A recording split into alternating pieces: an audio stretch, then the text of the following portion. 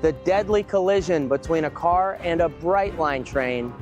In this fatal incident, we see a driver drive directly through the crossing arm at the railroad tracks. I'll show you that new video coming up. The people of Florida are sick and tired of wasteful spending of our tax dollars by local governments. Florida's chief financial officer made a stop in Orlando to call out Orange County government. He says they're overtaxing taxpayers. And a 12 and 13-year-old are now facing felony charges. Deputies say they broke into this media room at an elementary school and caused more than $50,000 in damage. Plus, streaming on clickorlando.com and broadcasting live, you're watching News 6 at 4 p.m. we start off with a new video showing the moments before an 83-year-old driver got onto the train tracks just as a Brightline train was coming. This happened Friday at Ister Boulevard and US 1 in Rockledge. Your Brevard County community correspondent James Barbero takes us through this deadly collision.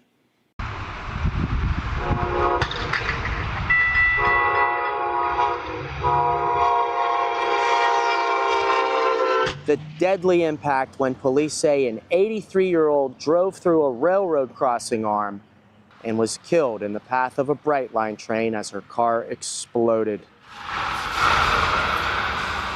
This tragic collision happened Friday in Rockledge here at US 1 and Ister Boulevard, and a doctor's office here at the intersection just gave me this video of the collision. Police told me the 83-year-old driver was Eleanor Mitchell from Rockledge. But police also told me officers will never know what she was thinking driving through the crossing. It's sad. I don't know why she, would try to do that. I don't know why she was in such a hurry. In January 2024, police said 2 drivers caused fatal wrecks driving around crossing arms at the same crossing in Melbourne. Back then, Brightline just started its Orlando to South Florida route a few months earlier, and so I asked Mayor Paul Alfrey about how to stop drivers from doing this again. Even if these are not Brightline's fault, is this a moment where you think something needs to change? Well, yeah, I've spoken to Brightline officials, and we're going to do a public safety campaign. That included these safety markers down the middle of Jackson Street in Melbourne. The Space Coast Transportation Planning Organization just gave me this updated list of crossings in the county expected to be improved in the next couple of years. Find a way to make it safer for people. And I understand the person's older. That's not always an excuse, but there's got to be a better way to warn people. And I've asked Brightline about how the driver was able to drive through the crossing arm. You could see in the video how the arm went right over her car when she hit it. We'll add any new information to clickorlando.com.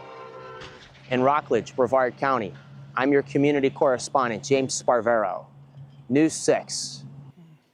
Florida's chief financial officer is accusing Orange County government of overtaxing people to the tune of $190 million. It's all part of the state's DOGE task force investigation. Your Orange County community correspondent Mike Valenti joins us now live from the administration building with what this means for you, Mike. Ginger, good evening. And first off, we did just hear in the last few minutes that Orange County Mayor Jerry Demings will be holding a press conference inside the administration building behind me to address Blaise Ngolia's claims that the county has been overtaxing residents. But again, as we heard from the new CFO of the state of Florida, he says that this $190 million figure, he characterized it as wasteful and excessive spending. He even went on to say that the county, if it wanted to, could reduce the millage rate today by 0.86 mils. Now, Blaise Ngolia, it's important to note, did not produce a report yet. He has not shared his data, but he says that information will be released to the public soon. Now, this claim came in a press conference at Restaurant Equipment World this afternoon. Ngolia also said that over the past 5 years, the general fund budget has increased by $559 million, and he says that is not proportionate to the growth in the county's population. Again, we're still waiting to hear what Mayor Demings has to say today, but late last month, after Ngolia announced that he was issuing subpoenas to county employees who he claimed were withholding information about DEI programs, Mayor Jerry Demings called Ngolia's probe politically motivated. Now, back to Ngolia's press conference, the CFO suggested his findings could have real implications down the line. The $190 million worth of excessive wasteful spending that we see here in Orange County is enough to stop me, if I was a legislator, for putting in any appropriation for Orange County, because they've proven that they have not spent their current tax dollars wisely. You're not going to go and spend our state tax dollars unwisely.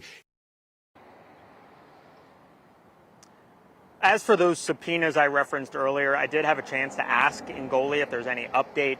He said that the latest update was they delivered the 16th and final subpoena to a 16th county employee late last week, and that they expect all the county employees who received a subpoena to start coming in and speaking to state investigators in the next couple weeks.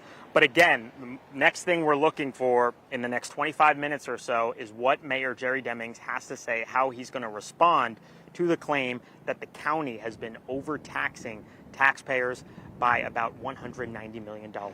We're live outside the Orange County Administration Building. I'm your Orlando community correspondent, Mike Valenti, News 6. All right, Mike, you've been on top of this story for weeks now. And remember, News 6 was the first to tell you about Orange County being served subpoenas. We've been following the Doge investigation into the county every step of the way. And we'll be sure to keep you updated here on News 6 and clickorlando.com.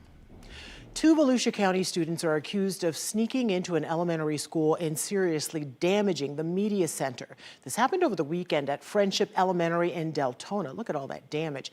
The 12 and 13-year-olds were turned in this morning. Your Volusia County community correspondent Molly Reed spoke with the sheriff about the damage and who turned them in.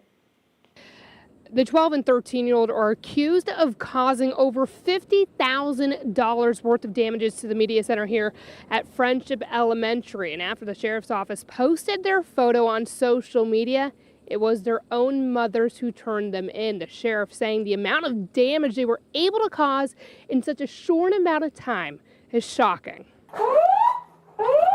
Volusia deputies Sunday finding this after responding to a fire alarm. If you guys want to keep going, I'll do a secondary in here. A glass door shattered, and inside the media center, open cabinets, a fire extinguisher discharged, paint thrown around, and racial slurs painted across walls, and supplies thrown on the floors. Hey, did we go through this door? Everywhere deputies walked, their body cameras showing a mess left behind. Once we post on social media, it blows up. We get, I don't know how many tips come in telling us who these 2 little cherubs are. And the mother of both of the little cherubs call us. Sheriff Mike Chitwood says surveillance video caught this image of the 12 and 13-year-olds. I got to give the moms credit. They called us. They didn't tell the kids we were coming. And when they were questioned, they confessed to what they did. One of them then went up to the bedroom and got out some items that were stolen from the school, a radio and some digital cameras, and turned them over to us.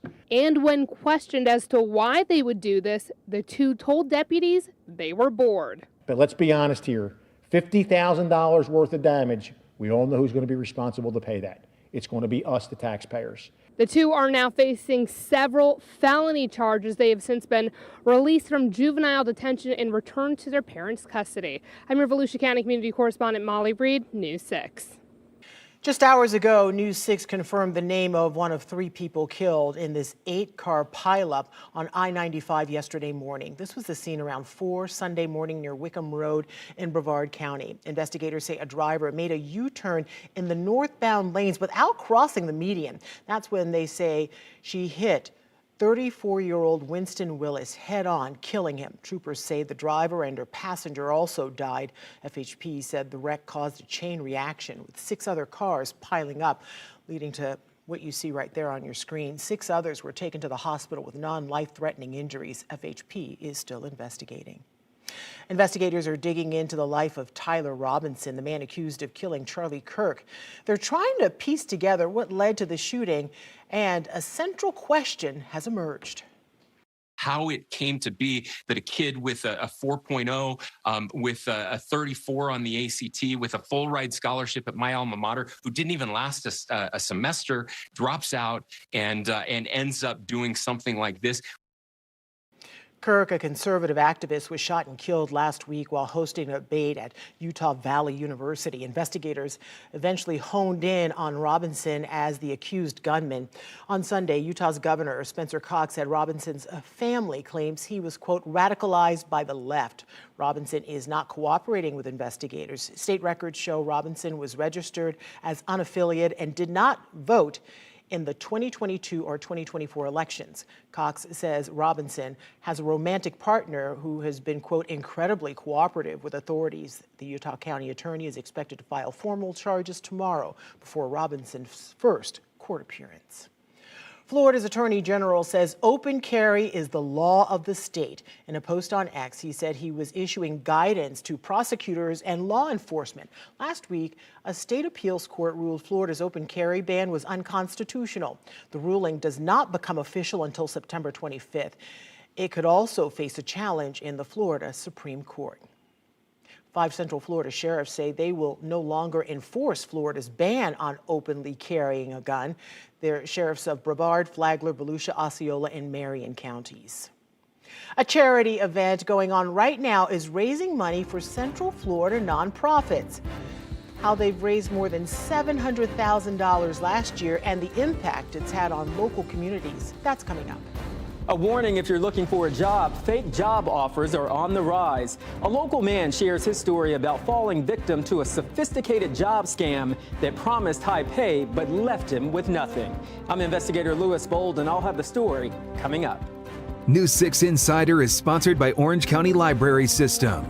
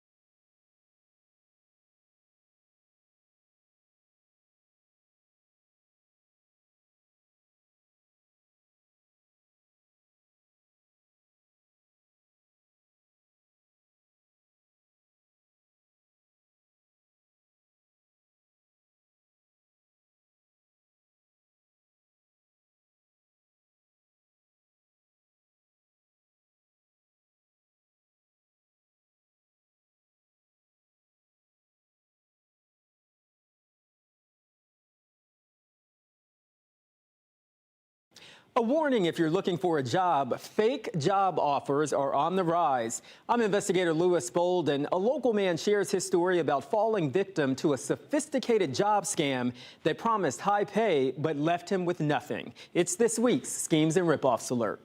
There was nothing out of the ordinary in the hiring process. Chris Gostin says he posted his resume and was applying for jobs on Indeed when he got an email from a company called Ridgeline Express asking him to interview. How many people did you interview with? Two people. Two people. Yeah. Gostin was offered the job delivering packages and was sent a 23-page employment contract, which laid out the salary of at least $4,300 a month. And there would be a probationary period of 1 month with no pay. Gostin got to work. So it went from trinkets to a cell phone to a laptop to like a $5,000 pool cleaner. It was so many packages I picked up, you know what I mean? And I had at least 3 or 4 supervisors that would call me like 6 times a day. And when I had to drop off a package, they'd call me at least 10 times a day. But at the end of 30 days, the website he logged into was shut down and every phone number disconnected. For all these things that I did for them, and you know, I didn't get compensated for any of them. Gostin isn't alone.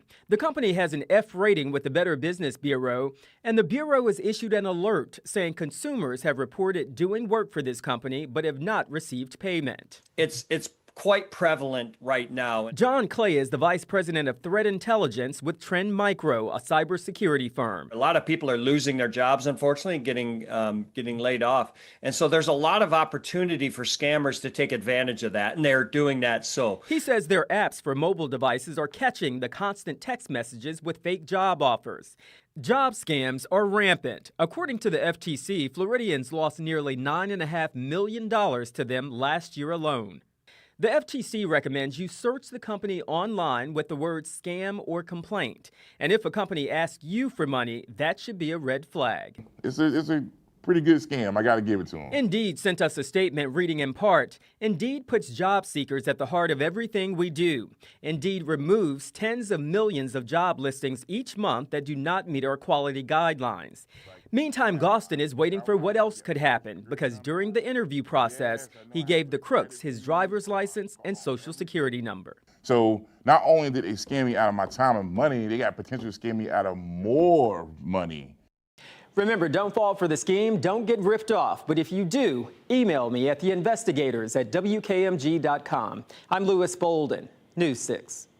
All right, time now for a look at your forecast with meteorologist Jonathan Kagas. Jonathan, you nailed the weekend forecast. I was so happy. And, you know, we can't, it was a little... that you got it right. Yeah, exactly. I mean, I feel like we've turned a little corner, not all the way completely, but it was nice. Around these parts, though, around this time of the year, we'll take that little corner because, I mean, that north wind, the lower humidity, it just felt amazing out there. And of course, we're getting closer and closer now. It's the middle of September, about a month to 5 weeks away from potentially our first big cold front that really changes things up. You can stay up to date with the forecast and track any downpours, and there are very little tonight with the free News 6 weather app. We're at 86 in Oviedo, 87 degrees in Groveland, 88 in Bushnell, and this is the deal right here. It's all about the dew point. It's the most important number when it comes to your comfort. We were talking about dew point temperatures over the weekend in the mid-60s. That's where we were for most of today. We're at 65 right now in Orlando, 62 in Leesburg, 60 in Ocala. The 50s are still kind of lurking up towards Gainesville. And again, that's putting us in the comfortable to tolerable range when you're looking at the humidity factor. That's what we had all weekend long. Now it's a little turn of the corner, but we are going to watch those numbers go up a little bit. The dew point numbers go up a little bit as we get towards the middle and latter stages of the week. Still, I think the richest humidity down in South Florida. So for the time being, we're going to have our, relatively speaking, comfortable mornings and comfortable evenings, which is something we obviously don't get through most of June, July, and August. So certainly that corner is a little bit turned. It's a live look outside, beautifully blue skies, Port Canaveral, Brevard County with our Launch Credit Union camera. Air temperatures back into the mid-80s, the breeze coming at us at about 13 miles an hour with a few downpours around. Right around Rockledge, just to the west side of town, we have a downpour. And then a bigger thunderstorm here just southwest of Palm Bay. Again, just firing up the East Coast sea breeze a little bit. With the heating of the day, you step outside, you feel how dry the air is. We are not expecting anything widespread. And by and large, most of these are going to hang out south and east of I-4. So that's 5 to 6 o'clock tonight. And I think Future Radar doing a pretty nice job pinpointing on where those downpours are expected. 7 to 8, again, hanging around Point Sienna Kissimmee celebration. I'll be watching that for you through the evening. Again, nothing significant, though. I think most of us will be dry through the evening, and then the same deal tomorrow. For that, here's a look at your Pinpoint Accurate forecast. Your forecast is sponsored by Renewal by Andersen.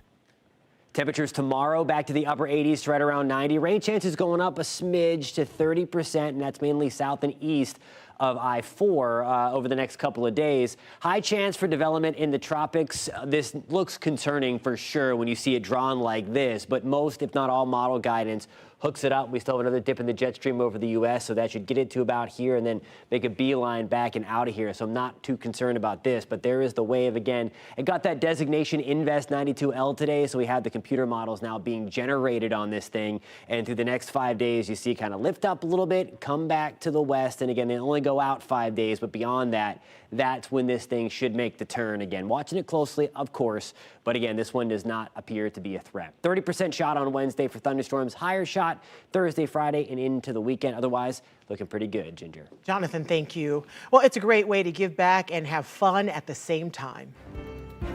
Every dollar counts in the work that we do. How this charity event features local chefs, live music, and community support. That's next.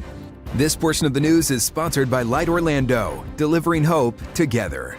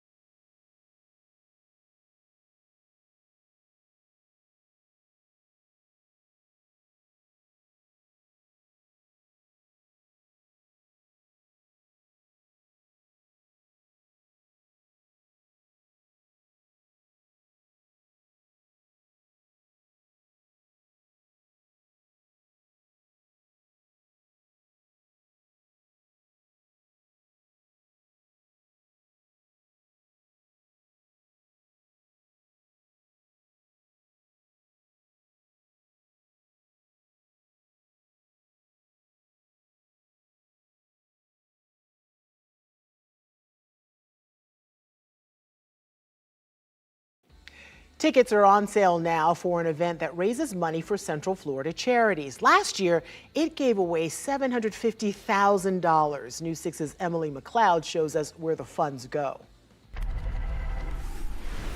every dollar counts in the work that we do. Kathy Southern is the executive director of Family Promise of Greater Orlando. Family Promise helps families who are facing homelessness achieve stable housing and self-sufficiency through a community-based response. The homelessness issue across Central Florida has just really kind of exploded here in recent years. Tell me, how great is the need that you all are facing right now in light of that? Yeah.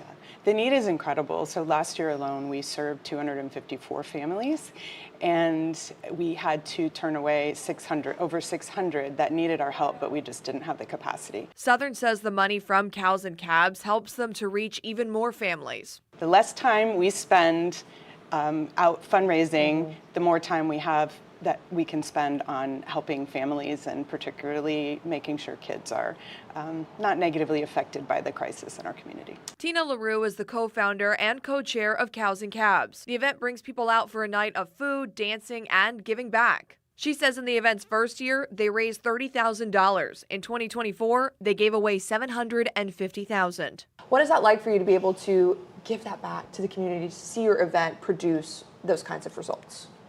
It's unimaginable. And giving the checks to some of these charities like Family Promise or Central Florida Miracle League or After School All Stars, it's tears in my eyes every time I do it, because it's just amazing. Amazing. Several local restaurants participate in the event, including one of Winter Park's newest spots, Corner Chop House. It's been fun knowing that we're going to get back out into the community because we want to be part of the community. It's a huge thing with us and within the company. In Winter Park, I'm Emily McLeod, News 6. And tickets just went on sale a few hours ago. If you'd like to play a part in helping local families, we posted the link inside this story on clickorlando.com. Well, earlier, Mike Valente mentioned the Orange County mayor is getting ready to hold a press conference. Mayor Jerry Demings is responding to the state CFO saying that the county is overtaxing taxpayers. We'll take that press conference live as soon as it happens. It's coming up.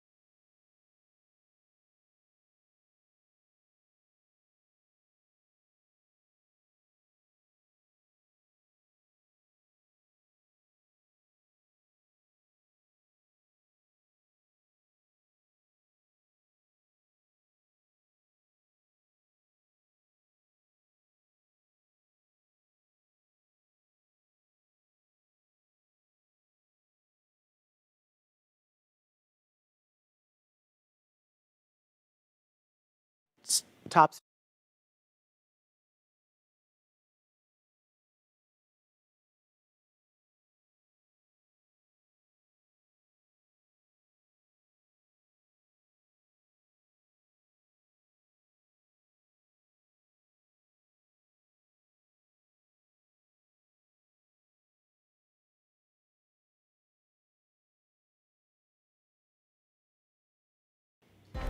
Welcome back. We're following several top stories right now. We have new videos showing the moments before an 83-year-old woman drove onto train tracks just as a Bright Line train was coming. It happened on Friday at Eyster Boulevard and US 1 in Rockledge. Police identified the victim as Eleanor Mitchell. Troopers say the car went around lowered railroad arms and was hit by a southbound train. Bright Line is again urging drivers to never bypass safety gates, calling it dangerous, reckless, and illegal. Two Volusia County students are accused of sneaking into an elementary school and seriously damaging the media center. This happened over the weekend at Friendship Elementary in Deltona. The Volusia Sheriff's Office says the 12 and 13-year-olds were turned in this morning by their own moms. Both face several felony charges. Florida's chief financial officer is accusing Orange County government of overtaxing residents to the tune of $190 million. It's all part of the state's DOGE task force investigation. Blaise Ngolio went after county leaders for what he called, quote, excessive and wasteful spending. The CFO suggested his findings could have real implications down the line. Now to some breaking news. Let's take a live look inside the Orange County Administration Building, where Orange County Mayor Jerry Demings is about to hold a news conference to respond to Ngolia's claims. We're expecting that to start any moment now, or at least in the next 15 minutes or so. As soon as it begins, we'll bring it to you live. Only on News 6, a healthcare shakeup coming to the Villages. After declaring bankruptcy earlier this year, a judge has approved the sale of the Villages Health, while there are questions on overbilling Medicare. Your Sumter County community correspondent Emily McLeod spoke to patients in the Villages about their concerns and one of the area's critical healthcare providers. Here in the Villages, getting to your doctor is just a golf cart ride away. But for the last several weeks, controversy has been swirling around one of the largest healthcare providers here in the Villages amid a sudden bankruptcy filing. Palm trees and golf carts line the streets of Florida's friendliest hometown. Shops, restaurants, and doctors' offices all just a short ride away. But in recent months, concern after the Villages Health filed for Chapter 11 bankruptcy. The Villages Health currently treats around 55,000 patients with 8 primary care facilities and 2 specialty care facilities. You figure, everything is run a certain way around here, and, didn't expect, anything like this. This was kind of like way out of left field. Fred and Linda have lived in the Villages for the last 5.5 years and have been patients of the Villages Health the entire time. They're concerned about losing their doctors. It took us a while to find the primary doctor that we like, and I'm worried that might make him leave and go to another practice somewhere that he doesn't have to worry about this. But others are taking it in stride. I talked to my doctor and she says, it's got nothing to do with you. It hasn't had any effect on me, so. Back in December, the Villages Health announced it had self-reported a Medicare billing issue to the federal government. In July, when the health system filed for bankruptcy, it owed more than $360 million to the feds. According to court documents, $350 million stemmed from overbilling Medicare. And I hope this causes them to have more checks and balances going forward.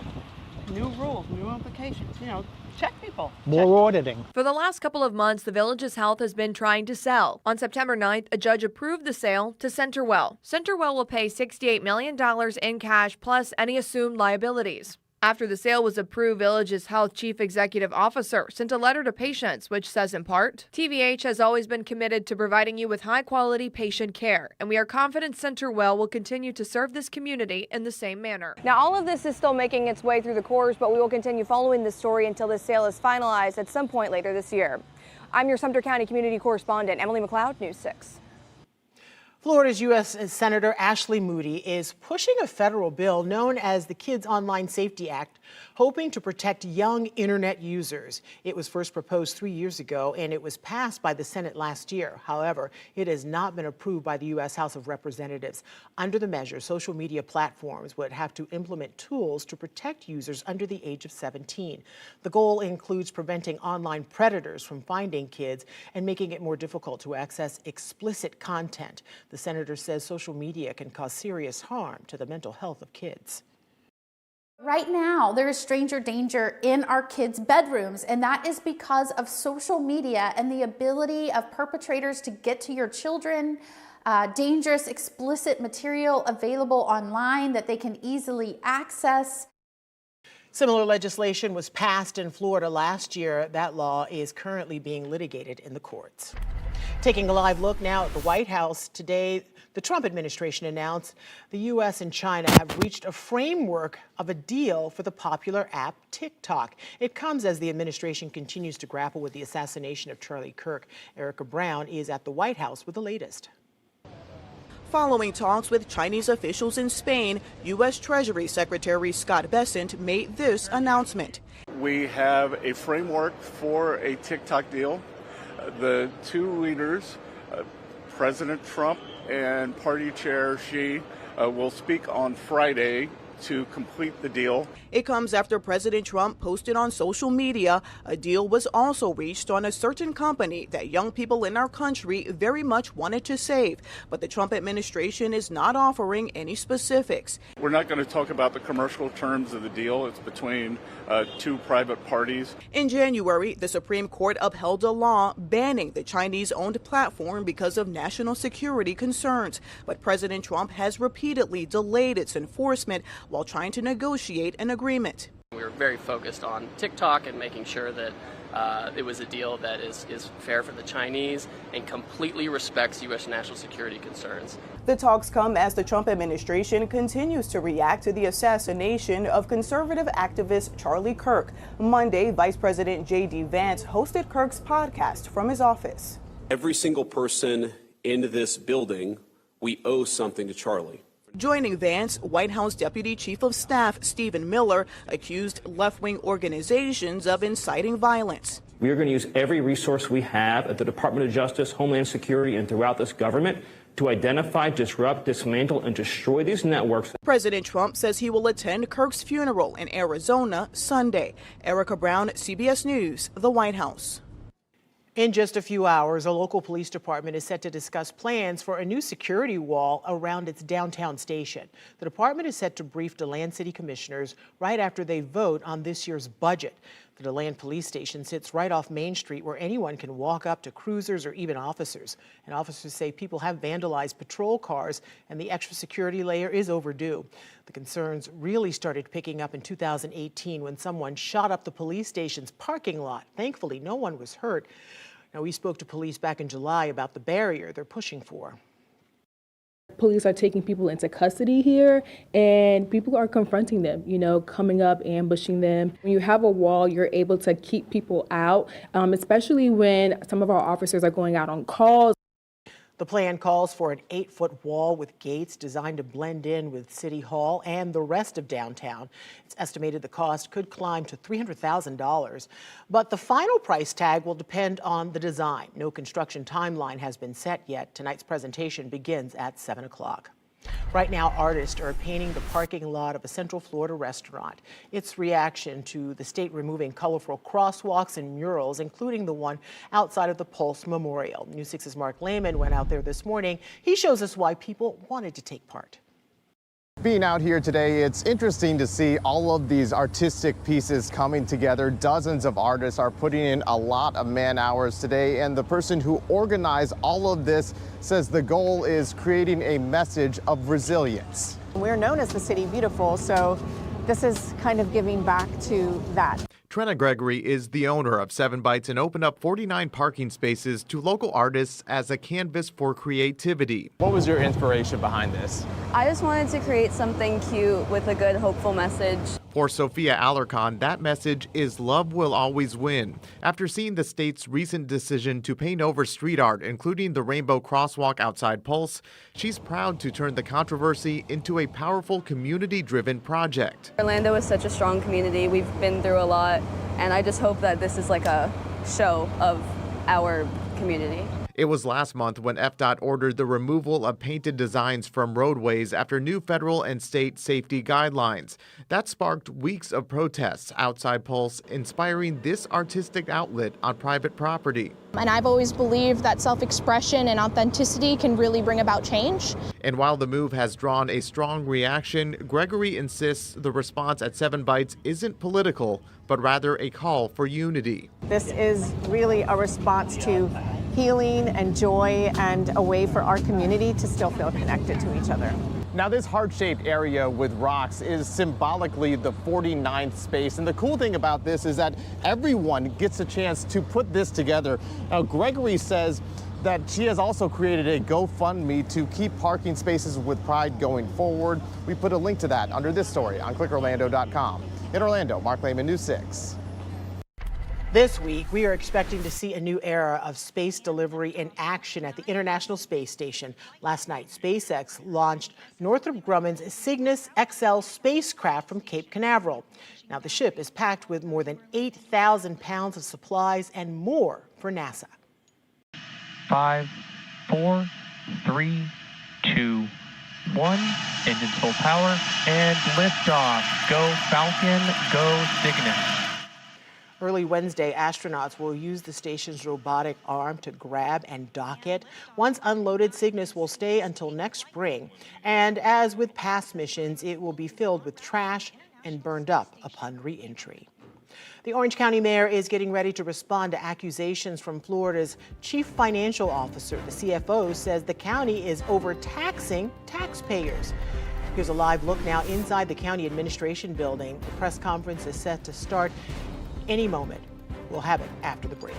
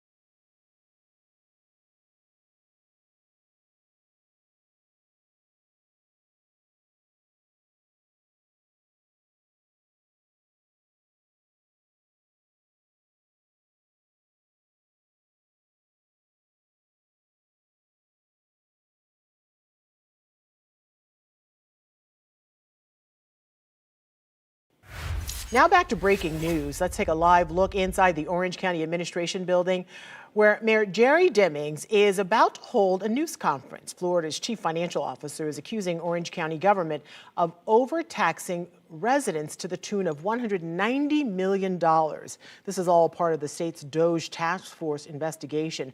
Blaise Ngolia went after county leaders for what he called, quote, excessive and wasteful spending. The CFO suggested his findings could have real implications down the line. As soon as the mayor begins speaking, we will bring it to you live. Well, have you ever gotten a fine for not having your home or yard up to code? One city in Central Florida is going beyond enforcement, partnering with a nonprofit to help people who have trouble maintaining their property. Your Castleberry community correspondent Alex Cook was there as more than 100 volunteers work to help their neighbors clean up. I'm in Castleberry, where volunteers from Community Flourishing Initiative are helping clean up properties throughout the city as part of their Neighbor to Neighbor event. 8 local churches, local businesses, and city employees are all involved in helping their neighbors get their homes up to code and helping the community flourish. The city of Castleberry came by and they said that they want to send people to my house for free.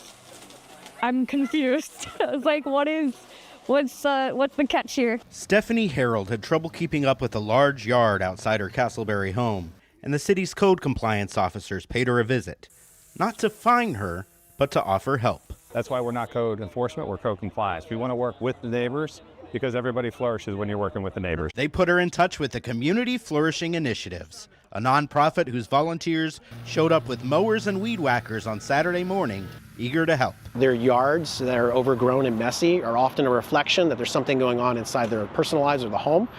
Some of these people are elderly, disabled, sick, lost a loved one, mental health issues, or just feeling completely overwhelmed by life. Neighbors on Colony Drive cheered when volunteers showed up to this home, where they say the owner's hoarding has gotten out of hand, bringing rats to the neighborhood. They've been trying to get something done about it for over 10 years. Something is finally happening. It's a thing of beauty. Yes, when I saw them pull in yesterday, I rejoiced over that. The volunteers from 8 churches of different denominations, side by side with city employees, filled 3 dumpsters full of junk for the city to cart away, leaving behind a cleaner, happier neighborhood. Thank you for coming out this day together as one body. Shane Cahoot, the nonprofit's executive director, says the efforts are gaining momentum. 130 volunteers showed up last Saturday, and neighboring cities are starting to get in on it. We don't want people to feel alone or isolated. We want everyone to know they're seen and they're loved and they're invited in. In Castleberry, Alex Cook, News 6. Love to see the community coming together like that. Yeah, exactly. Meteorologist Jonathan Kegas joins us now with a look at our forecast. And Jonathan, not a bad start to the week. I would say so. I would say not as well. Yeah, temperature is very nice. And we're still warm. I call it comfortably warm or comfortably hot because we did shave off some of that humidity. We are tracking just a couple of downpours, even a few thunderstorms just on the west side of Palm Bay for us. Miko, we're dry. Just watching these guys hanging out to your west. Those are trying to push back in from west to east. In terms of the rest of your evening, I'm really just watching south and east of I-4, this little corner of Central Florida, from about Port St. John and Titusville back to Kissimmee, Point Siena, Haines City, and then points to the south tonight. So most of us are going to be on the dry side. Look at that sky, beautifully blue skies out there. That is a live look in Daytona Beach. Air temperatures back in the low 80s. The breeze right now out of the north-northeast at about 10 to 15 miles an hour. It was that northerly breeze that helped the weekend feel oh so nice out there. We'll keep that humidity down for a little bit, relatively speaking, but we'll gradually see it tick back up towards the end of the work week. There's 5, 6 o'clock tonight. You see just southeast of I-4. That's where I'll be pinpointing a few downpours. I think this is a little oversold by the computer forecast, but nonetheless, I think it has the right location right tonight as those storms try to bubble up with the heating of the day, or what was left of the heating of the day. There's 8 o'clock on your Tuesday morning. Things are looking good to start, and then I think we'll see a few more thunderstorms try to get going. Higher opportunity today than today. Today was pretty much nothing, but once we get into the afternoon and evening, there's 7 to 8 o'clock. A few more scattered downpours trying to fire up the highest opportunity again. South and east of I-4, along and south and east of I-4 again. That has been the theme, and that is what we'll continue to hang out with and watch. All right, so we have this Invest 92L thing. You may have seen that again pop up today. That's just that fancy designation. It's that when a hurricane center starts to run the specialized computer models, there are those models that take it up to the north and then back towards the west, closer to Bermuda. I know this little oval thing may look concerning as it kind of bends up and then goes to the west. Do not think this is in play for Florida or the United States, although it does have a high opportunity for development.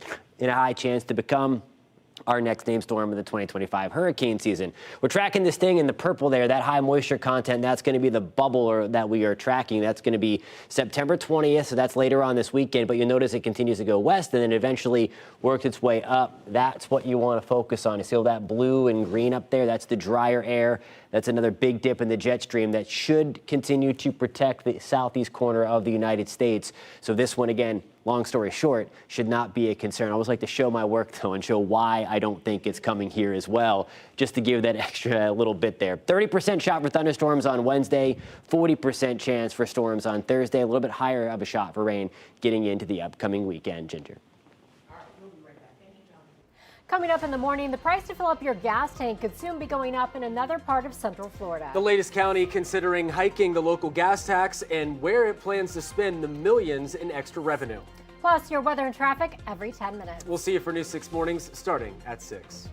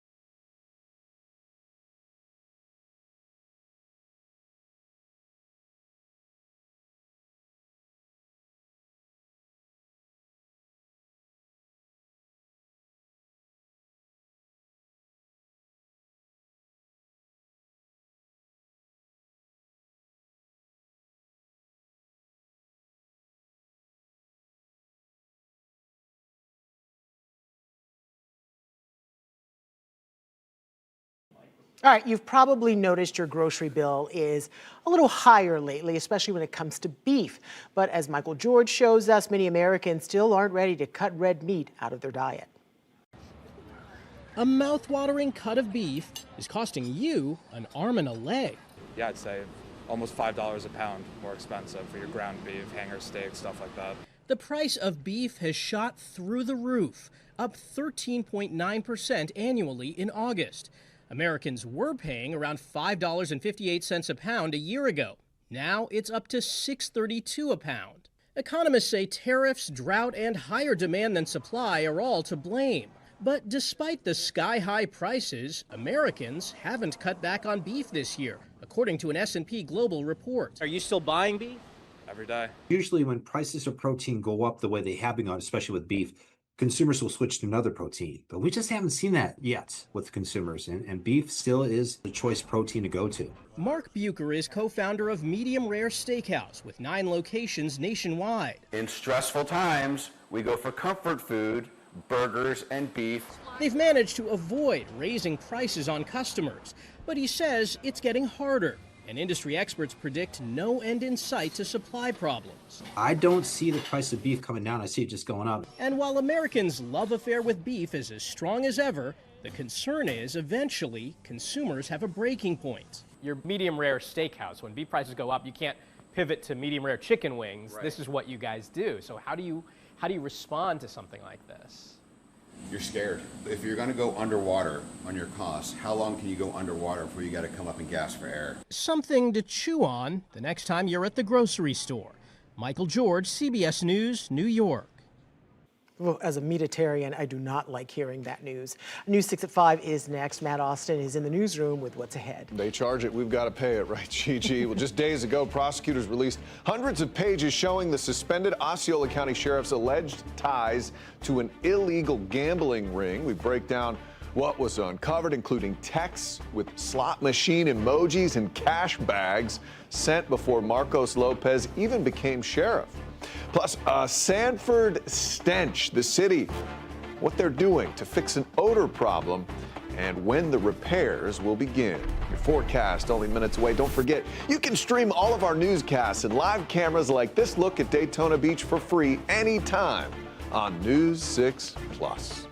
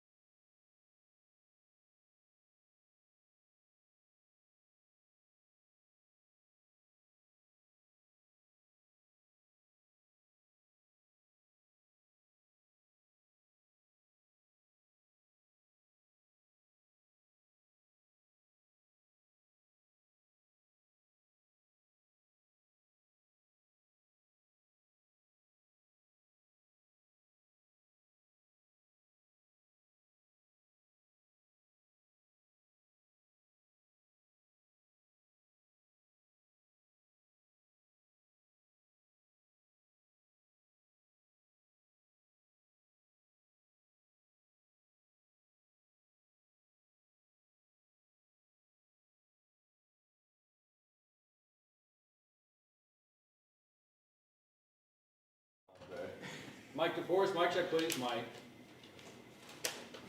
I'm sorry? Speak for 11. Oh, hey, check, check. Yeah, sorry, I had somebody talking to me in my ear. Check, check. Pass this, please. Cold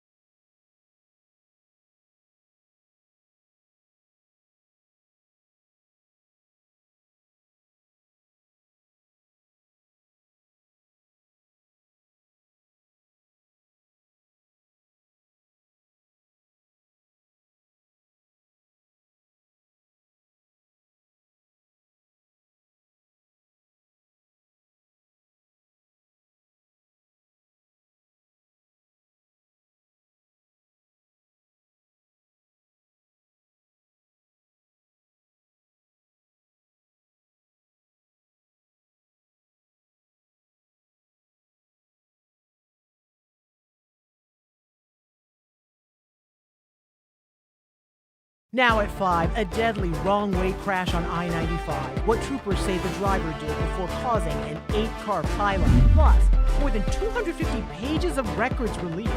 What secret texts now reveal about an illegal gambling plot allegedly involving the suspended Osceola County Sheriff.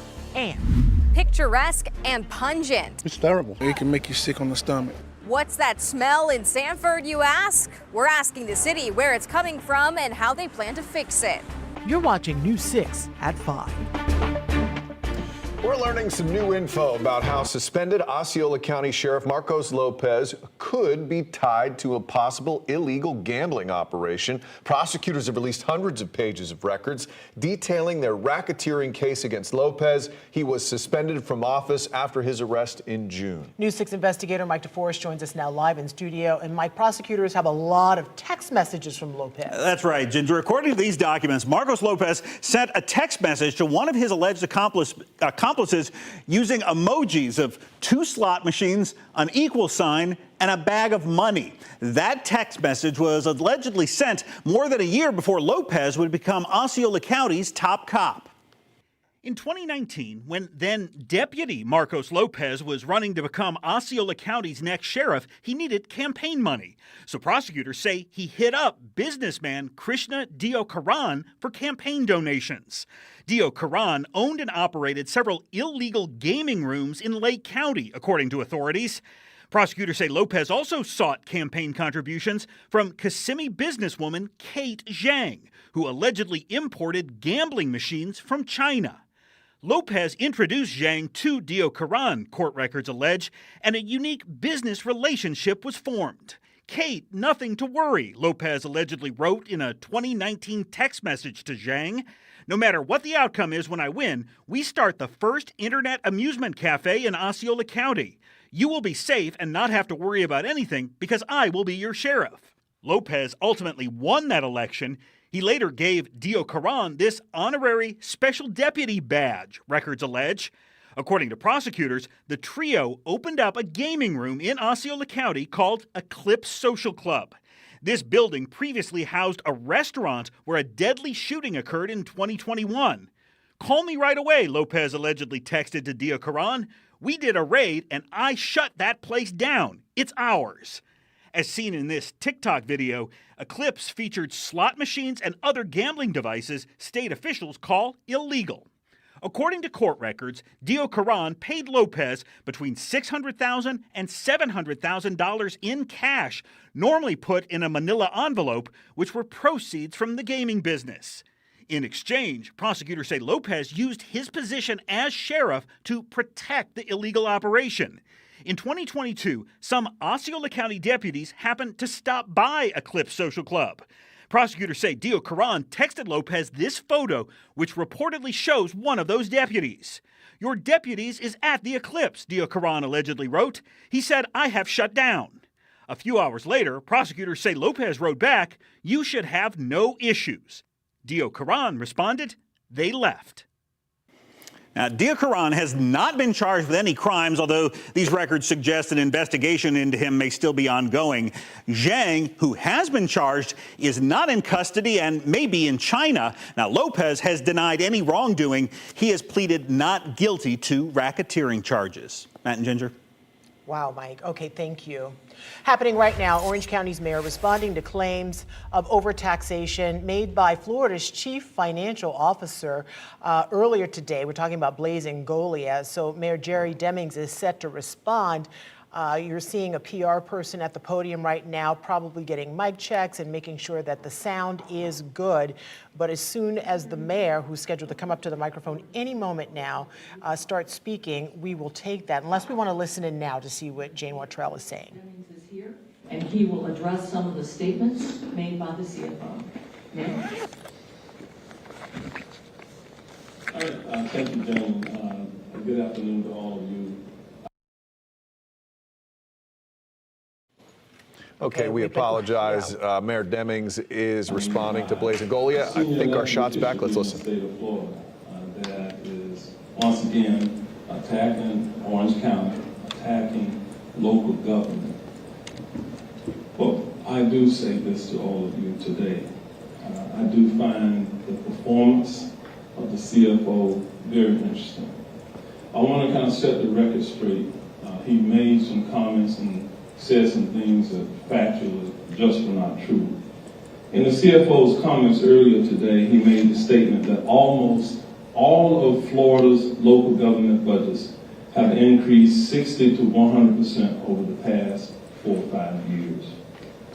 I will point out that according to the state's website, there were 48 of Florida's 67 counties that had ad valorem tax increases higher than Orange County's rate that averaged 9% over the last 4 to 5 years. I want to point out to you also that this occurs at a time in which our population has grown in the past 5 years by 125,488. Using the Bureau of Economic and Business Research, the BEBA report published by the state of Florida. This is the state's revised published numbers, not the 79,047 reported by the CFO.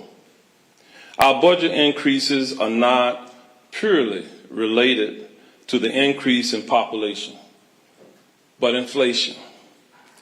Things today cost more than they did 4 years ago, including, I would add, the state has increased the costs that they charge the local counties for public pensions and benefits. In addition, I remind you that we are the #1 tourist destination in North America. That is significant. Why is it significant? Because in 2024, our visitation of 75.3 million tourists with an economic impact of $94.5 billion, according to Visit Orlando. This means that in addition to our permanent resident population, we must provide services for an additional 206,000 people each day within our. All right, you have been listening to Orange County Mayor Jerry Demings respond to the state CFO Blazing Golia, saying that Orange County government is engaged in wasteful spending to the tune of $190 million. Mayor Demings saying that there are a lot of inaccuracies in his statement. Of course, we have Mike Valenti down there listening to this news conference right now. He will have the very latest for you coming up on News 6 at 6 o'clock. Well, 2 Volusia County students facing some serious charges after deputies say they snuck into a Deltona elementary school and vandalized the media center. This happened over the weekend at Friendship Elementary in Deltona. The 12 and 13-year-old were turned in this morning to deputies. News 6 Volusia County community correspondent Molly Reed spoke with the sheriff about the damage and who turned them in. The 12 and 13-year-old are accused of causing over $50,000 worth of damages to the media center here at Friendship Elementary. And after the sheriff's office posted their photo on social media, it was their own mothers who turned them in. The sheriff saying the amount of damage they were able to cause in such a short amount of time is shocking. Volusia deputies Sunday finding this after responding to a fire alarm. If you guys want to keep going, I'll do a secondary in here. A glass door shattered, and inside the media center, open cabinets, a fire extinguisher discharged, paint thrown around, and racial slurs painted across walls, and supplies thrown on the floors. Hey, did we go through this door? Everywhere deputies walk, their body cameras showing a mess left behind. Once we post on social media, it blows up. We get, I don't know how many tips come in telling us who these 2 little cherubs are. And the mother of both of the little cherubs call us. Sheriff Mike Chitwood says surveillance video caught this image of the 12 and 13-year-olds. I got to give the moms credit. They called us. They didn't tell the kids we were coming. And when they were questioned, they confessed to what they did. One of them then went up to the bedroom and got out some items that were stolen from the school, a radio and some digital cameras, and turned them over to us. And when questioned as to why they would do this, the 2 told deputies they were bored. But let's be honest here, $50,000 worth of damage, we all know who's going to be responsible to pay that. It's going to be us, the taxpayers. The two are now facing several felony charges. They have since been released from juvenile detention and returned to their parents' custody. I'm your Volusia County community correspondent Molly Breed, News 6. Well, if you've ever been to Disney Springs, you no doubt have seen the giant riverboat that's also a floating restaurant there. But in the early morning hours today, the Orange County Sheriff's Office said someone robbed the place. News 6 community correspondent Laverne McGee has more. It's hard to miss the Paddlefish restaurant. You can see it's this large boat floating on the water. It's hard to imagine that a thief could get away. But when we went to check out the robbery, we saw these Orange County Sheriff's deputies walking around outside and checking out the water. We got a tip that an armed robber entered the restaurant after it closed, tied up the employees, and robbed the place. The anonymous tipster went on to say that the man escaped by swimming across the water wearing a black wetsuit. The Orange County Sheriff's Office wouldn't confirm those details, but they did tell us in part. On Monday, September 15, 2025, around 12:10 a.m., deputies responded to Disney Springs in reference to a robbery. When they arrived, deputies met with the victims who said an unknown man entered the business after hours, took some cash, and left. Paddlefish Restaurant is part of Levy Restaurants, and they gave us a brief statement that says in part, "We have no comment. This is an active investigation." The Orange County Sheriff's Office also confirmed that there were no injuries and there is an ongoing investigation at Paddlefish. At Disney Springs, your community correspondent, Laverne McGee, News 6. Well, Osceola County is tackling invasive plants with chemicals for the first time, improving water quality and safety. Ahead at 5, while this multi-million-dollar effort matters to waterfront access on Lake Toho. First, though, some rotten smells in downtown Sanford, the source of that terrible stench that's making neighbors sick, and the city's plan to fix it. Today's Port Canaveral Cam is sponsored by Launch Credit Union.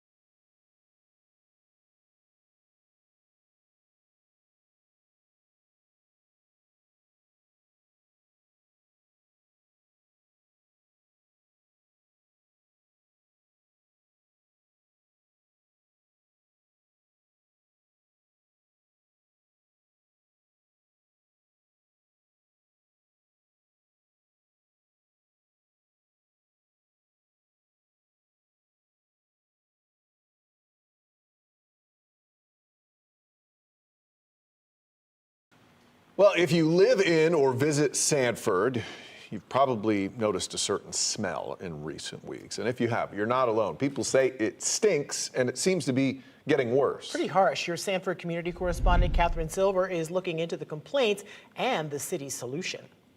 You smell it right now. The breeze that Antonio Echeverria begs for on a summer day can also send an unpleasant stench to his street. That smell, it's terrible. It's so bad, some days the smell is unavoidable. Do you think it's getting worse? It's getting worse. From 1 to 10, 9.5. Serious. He says it's seriously sickening. It can make you sick on the stomach. Rotten. Kind of off-putting. Like raw sewage. It's like raw wet. You can smell it from like a mile or two down the road. The complaints come from around downtown Sanford, depending on which way the wind is blowing. Where do you think it's coming from? That I do not know. What is the answer? I think a lot of it's coming from the sewage treatment plant. Mayor Art Woodruff tells us the city is aware of the problem. We've got 2 odor control units that are supposed to be working there. One of them was just replaced. There's also one other place, it's called the solar dryer. It's supposed to take the last of the moisture out, and that system also is not working. Our contractor will be on site October 6th to start repairs on that. So this is a symptom of equipment not working the way it's supposed to? Yeah, it's a equipment failure. Are you hopeful this will fix the smell? People say it's been years that there's been a smell here. Well, and there's always going to be some odor coming from a sewage treatment plant. We can control it, and we need to do a better job of that and be more proactive with the maintenance, which we are starting to do. Echeverria just moved here from New Jersey with his wife. I'm telling you, if I would have known this, never would have bought the house here. This home is their dream, their retirement. There's no way that you're going to smell that every time you come out of the house. And it reeks. I'm old, 76 years old. I don't want this. In Sanford, Catherine Silver, News 6. Ooh, I don't care what age you are. You don't deserve that. Nobody wants to smell some of that funkiness. Oh my goodness, it's terrible out there. All right, meteorologist Jonathan Kegas joins us now. It has been pleasant as far as the temperatures and the dew points are concerned. It's right, yeah, the humidity a little bit lower this weekend. You felt it. That's the dew point being shaved off this weekend. We talked about that at the end of last week. Most comfortable weekend in months, and there we go. We're still continuing that right into Monday as expected as well. Daytona Beach, we're sitting at 82 degrees right now. Palm Bay, we're at 85. Good evening in Kissimmee. We're at toasty 91. We're at 87 in Holopaw. Groveland, we're also at 87. Bushnell, it's a popular number tonight. We're at 87 degrees as well. Just a few of those puffy heating of the day clouds out there for most of us. We do have a couple of downpours closer to I-95. That's a live look in downtown Orlando with our Light Orlando Delivering Hope Skycam tonight. We have air temperatures back to the upper 80s. The breeze out of the north-northeast at about 5 to 10 miles an hour. It's that northerly breeze that made it felt great out there for the entirety of the weekend. It's also helping to bring in some drier air to keep thunderstorm chances limited at best. Here we go, though, hanging around Palm Bay, Satellite Beach, Melbourne. Just be on the lookout that we do have thunderstorms hanging around on the west side of town.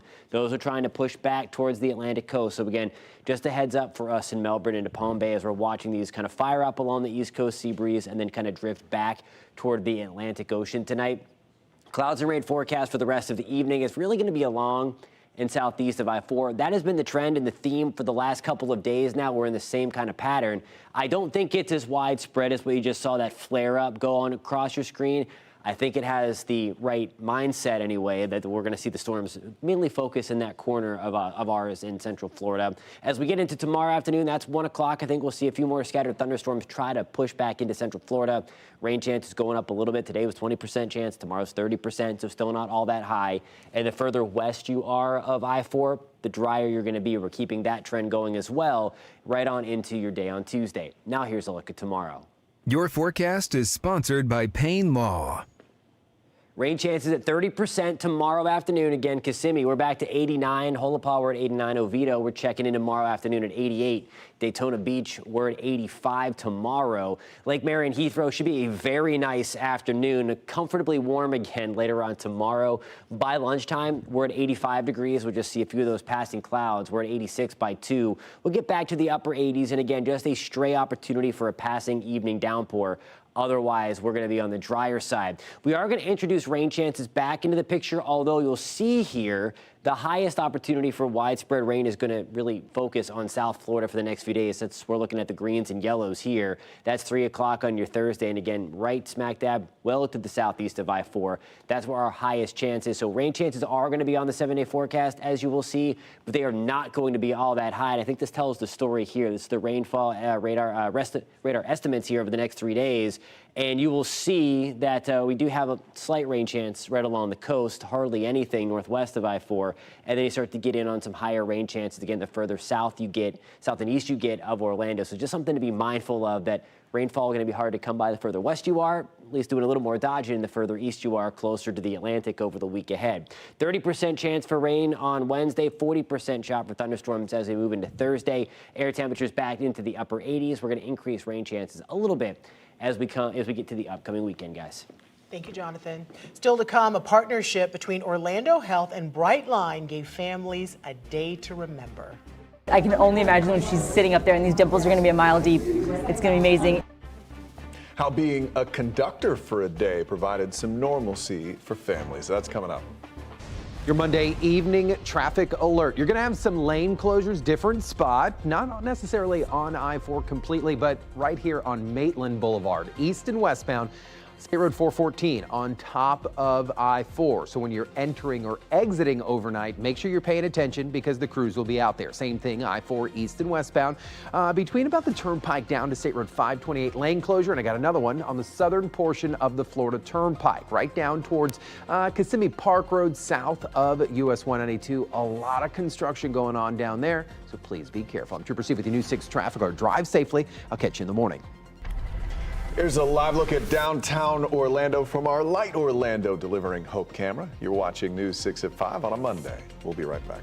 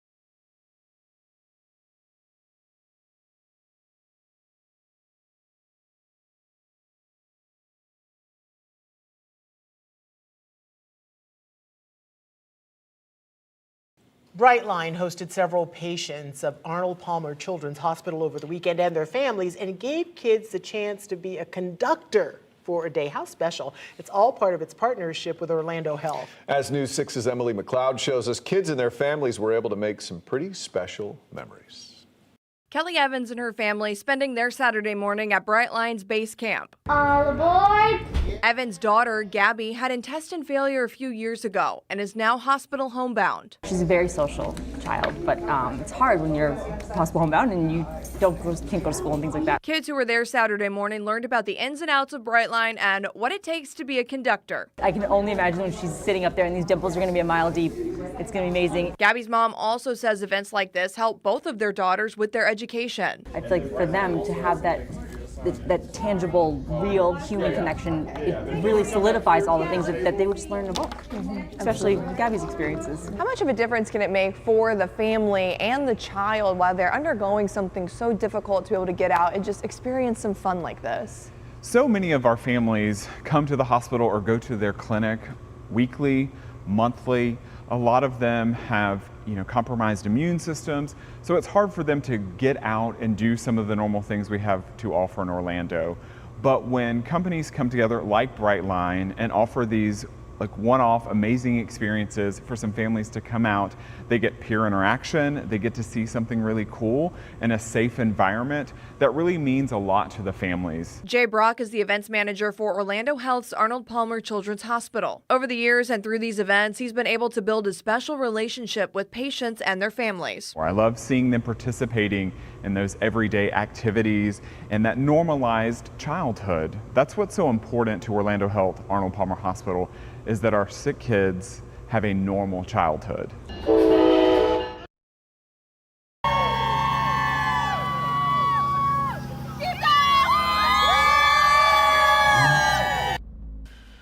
Celebration here Saturday marked a huge milestone for Central Florida's Make-A-Wish chapter. They granted their 8,000th wish since opening in 1994. Andy from Oviedo, who's currently in cancer treatment, had a big reveal at Auburndale here. Andy's a big racing fan. He's going to be attending a Formula One race next month. Some pretty cool cars out there in Auburndale. Up next, it provides parents a safe and anonymous option to surrender newborns. Still to come, the push to bring a life-saving safe haven baby box to Central Florida.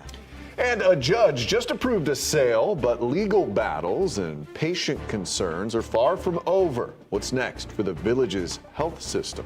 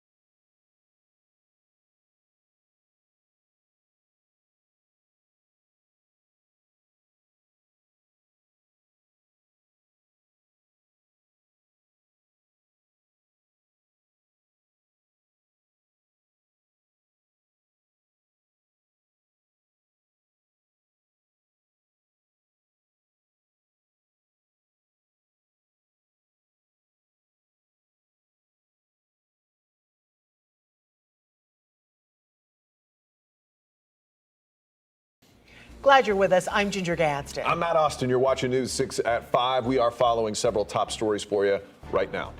2 Volusia County students are accused of sneaking into an elementary school and seriously damaging the media center. This happened over the weekend at Friendship Elementary in Deltona. The Volusia Sheriff's Office says the 12 and 13-year-olds were turned in this morning by their own moms. Both face several felony charges. Early this morning, the Paddlefish restaurant at Disney Springs was robbed. It happened a little after midnight. The Orange County Sheriff's Office says an unknown man entered the business after hours, took some cash, and left.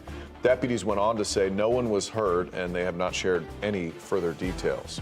People in Sanford are complaining about a stench that is wreaking havoc in the city's downtown area. Mayor Art Woodruff says most of it's coming from the sewage treatment plant.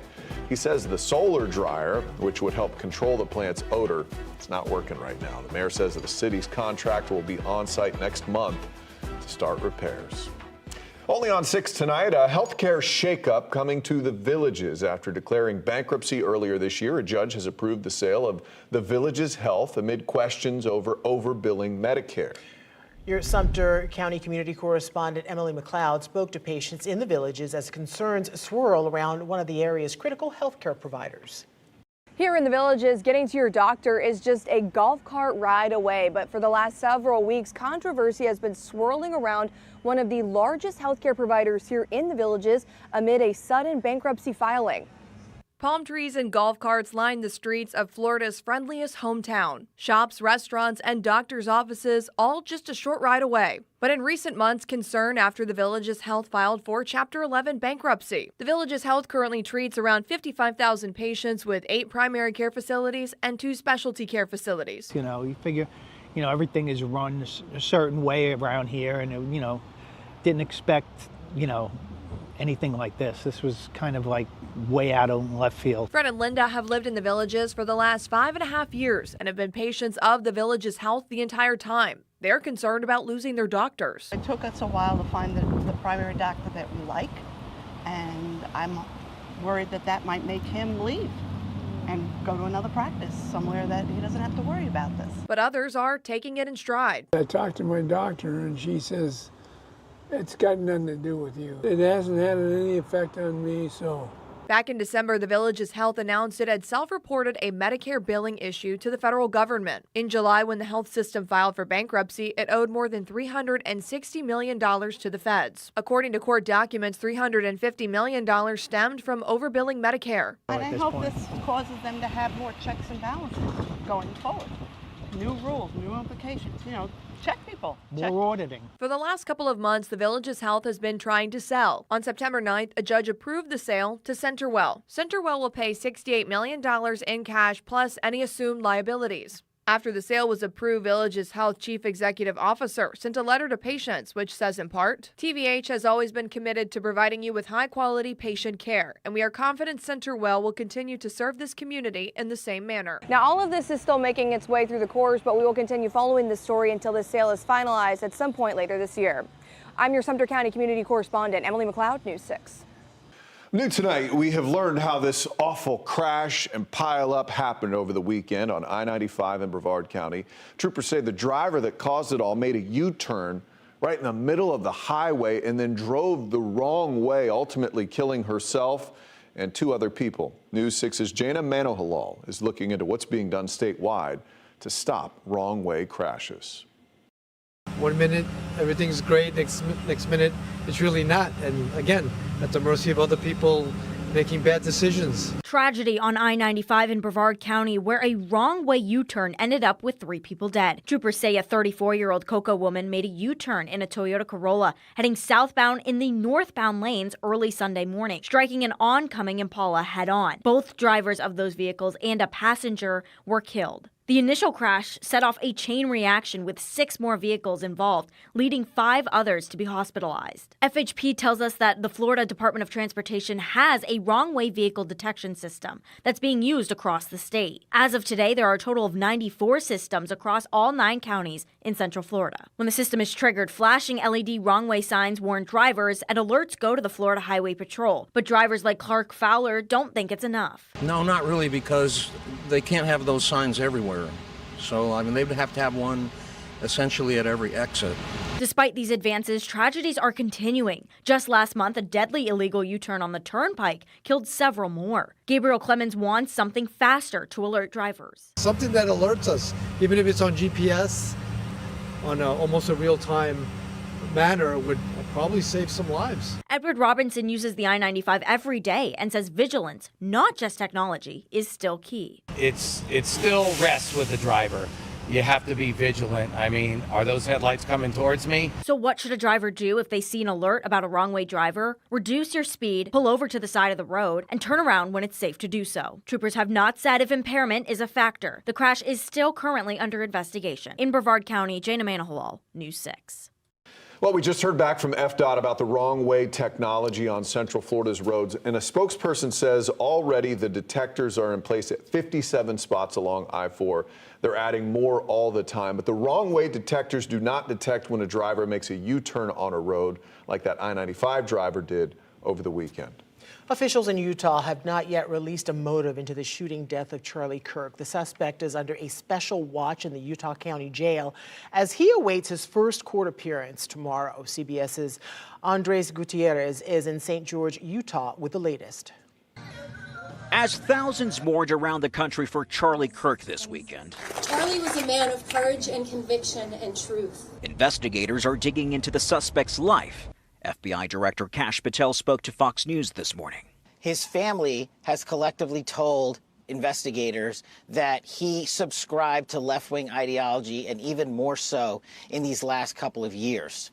And he had a text message exchange, he the suspect, with another individual, in which he claimed that he had an opportunity to take out Charlie Kirk and he was going to do it because of his hatred for what Charlie stood for. Utah Governor Spencer Cox said the suspect, 22-year-old Tyler Robinson, is not speaking to investigators, but they have heard from those around him, including his roommate. The roommate was a romantic partner, a male transitioning to female. This partner has been incredibly cooperative, had no idea that this was happening, and is working with investigators right now. Cox said investigators are trying to figure out if that person's identity is relevant to the case. Kirk was a conservative activist staunchly against gender-affirming care and transgender rights, once tweeting it was a mental delusion. The Utah County attorney is expected to file formal charges tomorrow before the suspect's first court appearance. Andres Gutierrez, CBS News, St. George, Utah. Well, now to a cleaner, healthier Lake Toho. That's the goal of a vegetation harvesting project underway right now. It's expected to clear up to 160 acres with hopes of improving water quality and flooding issues while encouraging native wildlife to flourish. News 6's Stephanie Rodriguez is live at the lake with the details. The county is working on the project in phases, and they started here on this part of the lake near Brinson Park, and it's just the beginning. Seeing how it has changed in the last couple of weeks is actually really nice. Osceola County residents are happy to see work being done at Lake Toho. I feel like it's going to bring a lot of people back to the docks and back to the waterfront. The county is removing invasive vegetation that impacts water quality, recreation, and stormwater flow. If you go out on this lake in a jet ski, you are probably going to be stuck on this lake right now with the invasive plants. What this will do is going to open up approximately 160 acres for wildlife and for native species to flourish. After being removed from the lake, the vegetation is brought here to the shoreline. Now it just needs to dry before it can be transported and turned into compost. While it's not a cheap process, Osceola County wanted to clear the lake efficiently and effectively. But it does take a lot of effort and is more expensive than spraying per acre. We're looking at approximately $15,000 per acre to actually do this work. This is the first time the county has physically removed vegetation instead of spraying it with chemicals, a change residents agree with. A lot of the chemicals, it just harms the wildlife. It's not good for, the natural wildlife out there, and it's not good for the community in general. The project is estimated to cost $2.2 million between state and county funding. The hope is that this project will be completed by the end of this year. I'm your Osceola County community correspondent, Stephanie Rodriguez, News 6. New at 5, the city of Leesburg is on a mission to bring another safe haven baby box to Central Florida. The city posted a message on Facebook stating the Leesburg Sunrise Rotary is raising funds. The group is asking for donations to reach its $25,000 goal. Donations can be made on the Safe Haven Baby Box's website. Just be sure to write in Leesburg with the donation. A Safe Haven Baby Box provides parents with an anonymous option for safely surrendering their newborn. There are 6 baby box locations in Florida, including 2 Marion County fire stations. This year, Florida also passed a law that authorizes the installation of baby boxes at fire stations statewide, and it expands the time window for legally surrendering a newborn to 30 days after it is born. Still to come, step into the grid like never before. Yeah, race through twisting tunnels of red and orange lights fueled by a pulsating soundtrack. Tron Light Cycle Run is breaking into our world with a brand new overlay at Magic Kingdom. Download our streaming app for free. Search WKMG in your smart TV's app store. It's available on Roku, Apple TV, and Fire TV.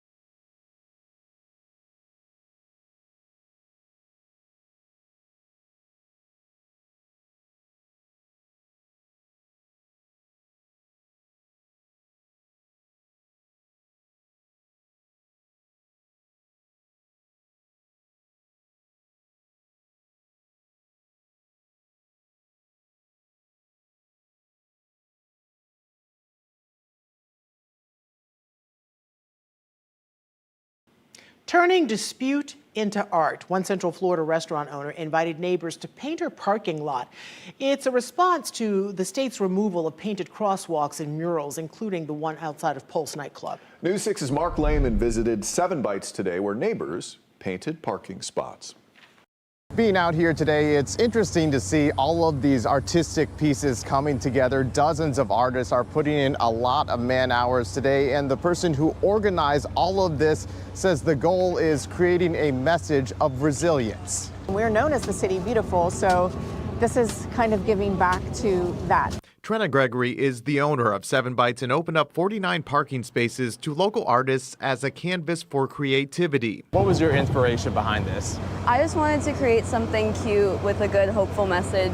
For Sophia Alarcon, that message is love will always win. After seeing the state's recent decision to paint over street art, including the rainbow crosswalk outside Pulse, she's proud to turn the controversy into a powerful community-driven project. Orlando is such a strong community. We've been through a lot, and I just hope that this is like a show of our community. It was last month when FDOT ordered the removal of painted designs from roadways after new federal and state safety guidelines.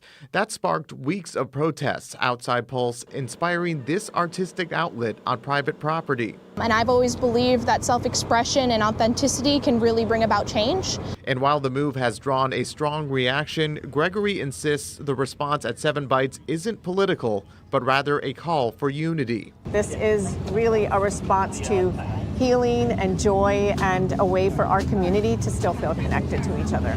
Now, this heart-shaped area with rocks is symbolically the 49th space. And the cool thing about this is that everyone gets a chance to put this together. Now, Gregory says that she has also created a GoFundMe to keep parking spaces with pride going forward. We put a link to that under this story on clickorlando.com. In Orlando, Mark Lehman, News 6. All right, we had an incredible weekend. I thought the weather was fantastic. Jonathan Kegas called that from a long time ago. And as we look into tonight, there's just maybe a spot out there of rain. Just a spot, yeah, and we're tracking that one spot as we speak now for our friends in Brevard County, mainly around Melbourne into Palm Bay, Satellite Beach as well. This guy's been meandering for the last 30 minutes, give or take, around the west side of I-95, is trying to push back slowly to the east. The good news is it is losing its lightning over the last 15 minutes. That's the loop that I have set there, and you notice the lightning kind of disappear. It's a sign, again, that it is on a weakening trend as it works its way back to the west. Now, you see that green line right in here, just above that banner where it says download that free News 6 weather app, which, by the way, you can track those storms right to your location if you do that. This is the East Coast sea breeze pushing in, so we're looking really along in southeast for the remainder of the evening for things to kind of fill in for us around Point Siena and Kissimmee Celebration. Not guaranteeing a thunderstorm there. However, I think that's what we're going to be watching at least over the next couple of hours. Future radar on that, again, with that theme along and southeast of I-4 as well. I don't think the flare-up is as big as what future radar is showing either, but I think it has the location right as the sea breeze comes in. There's 8 to 9 o'clock on a Tuesday morning. I think things are looking pretty good. Then we'll see a few more storms try to get going. Rain chances going up a smidge tomorrow, only to about 30%. So still, most of us are going to be dry. There's just a slightly better shot to see a thunderstorm tomorrow. That's 7 to 8 o'clock, and you see that flare up mainly focusing along and southeast of I-4 again as we work our way into the afternoon. You can see some of the dark skies out there as we take a live look. Port Canaveral, Brevard County. This is obviously just up the road at the port where we were looking for those storms, again, mainly to the west of us in Melbourne and Palm Bay. We're at 81 right now at the port. The breeze at about 13 miles an hour. That's coming out of the north-northeast, and it helped us have the fantastic weekend and very nice morning and afternoon and evening that we are currently dealing with. Also dealing with Invest 92L. This one should not be a problem. I know this little bubble may look concerning as it looks like it's coming right toward Florida. It's going to push its way back up to the north and west. We get the computer models with these when we get the designation of an invest. Over the next 5 days, you see kind of leave that bubble and then head up towards Bermuda. There's a nice big dip in the jet stream that, while this storm will likely develop, should continue to keep it off. And I'll show you a little bit longer range here. There's that circle. We're looking inside of that, and when you see the darker purples, that's the moisture, the tropical moisture associated with the system. That's September 20th. We'll take it further out into the weekend, and we're looking for this guy here, this big upper low that's coming out of the Great Lakes towards parts of southern Canada. That's what would help to weaken the west side of the ridge. These things naturally like to turn and curve north. When you have a weather system like that, it helps. Now, again, always watching, of course, if there's a delay in here to allow it to get it further west. But again, everything going back from last week as we were tracking this thing, and certainly now most, if not all, guidance has this curving quickly. If you want to read more on this, my newsletter, my Tropics Watch newsletter, comes out every Monday, and as necessary, you can scan that QR code. You're going to get it in your inbox, in about an hour. About 7 o'clock, you're going to get that into your inbox. We go more in depth with that one, plus the 9:30 tonight live on News 6 Plus. We always talk about the tropics during hurricane season as well. 30% downpour, chance for a downpour as we get towards Tuesday into Wednesday. Now here's a look at the rest of your 7-day forecast. Your forecast is sponsored by Publix. Temperatures over the next few days staying in the upper 80s to right around 90. Rain chances gradually going up as we get into the weekend, guys. All right, Jonathan, thank you. Open your camera app, scan the QR code on your screen right now, and click the link. We want to see your weather pictures and videos. They could end up on TV. You can also go to clickorlando.com/pins and upload your pictures and videos that way. Well, the Walt Disney World getting a bold new look. Why Tron Light Cycle is turning red. That's coming up. Plus, turning musical moments into magical memories. The big honor for one Walt Disney cast member coming up. And ahead at 6, the new Osceola County Sheriff is marking his 100th day in office. Hear from him on the biggest challenges so far and how he's moving that department forward. Coming up in the morning, the price to fill up your gas tank could soon be going up in another part of Central Florida. The latest county considering hiking the local gas tax and where it plans to spend the millions in extra revenue. Plus, your weather and traffic every 10 minutes. We'll see you for News 6 Mornings starting at 6. A live look now at our Light Orlando delivering Hope Cam. This is the I-Drive area. You're watching News 6 at 5 on a Monday. We'll be right back.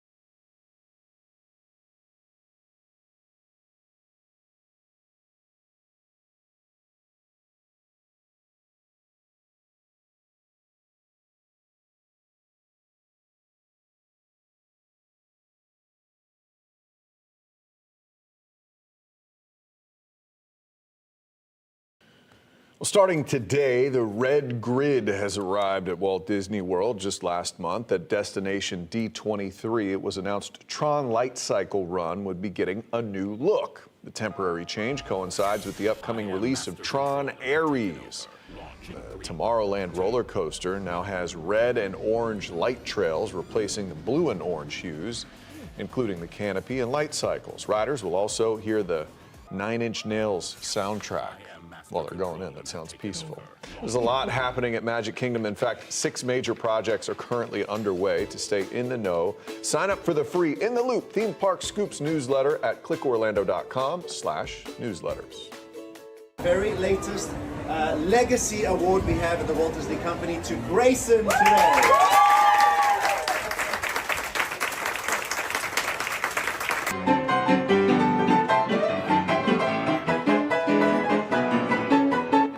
That'll get you going. Ragtime melodies at Casey's Corner, one of the cheerful, familiar sounds at Magic Kingdom. Recently, there were some extra loud cheers for pianist Grayson Smith, who was honored with the Walt Disney Legacy Award.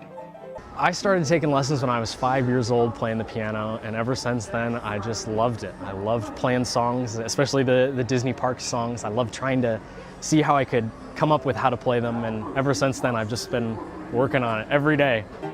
You can tell even during the interview, he's smiling, right? Look at his face. With the legacy honor, Grayson now dons that prestigious blue legacy name pin. Congratulations. Oh, so that's how you tell if they're a legacy. Yeah, if the pin is. Yeah. Good to know. All right, we have a lot more coming up on News 6 at 6, starting with $190 million in what Florida's chief financial officer calls wasteful spending in Orange County alone. How Orange County's mayor is responding tonight.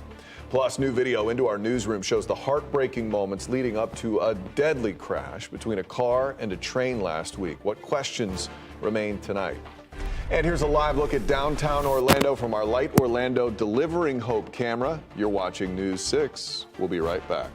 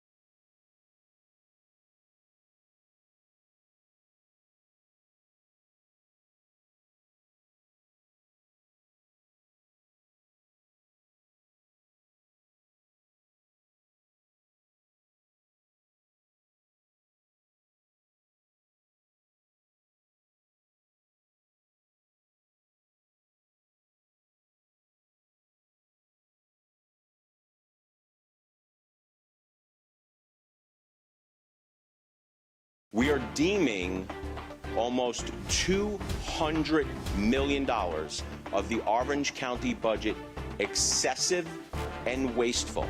Now at 6, the state's top money manager outlining some of the initial findings of his office's audits into Orange County. Plus, brand new video into our newsroom shows the moments leading up to a deadly train crash last week.